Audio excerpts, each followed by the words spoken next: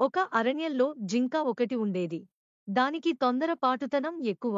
అది పసికట్టి వాళ్ళమ్మా, నీ ప్రవర్తన వల్ల నువ్వు ఒకరోజు ఏ వేటగాడి చేతిలోనో ఇరుక్కుంటావు అని ఎప్పుడూ హెచ్చరించేది. కాని తల్లి మాటలు ఈ జింకపిల్ల ఏ రోజూ పట్టించుకునేది కాదు.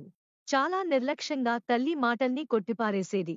తన ప్రవర్తనను మార్చుకోవడానికి ప్రయత్నించేది కాదు. ఒకరోజు కొందరు వేటగాళ్ళు ఒక జింకను తరమడం ప్రారంభించారు.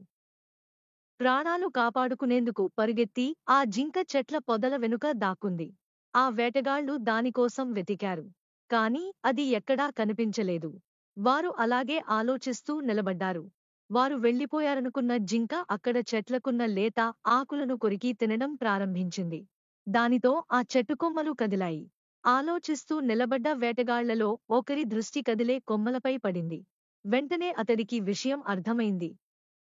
ఇంకేం? తన విల్లు తీసి ఎక్కుపెట్టి బాణం వేశాడు. పాపం!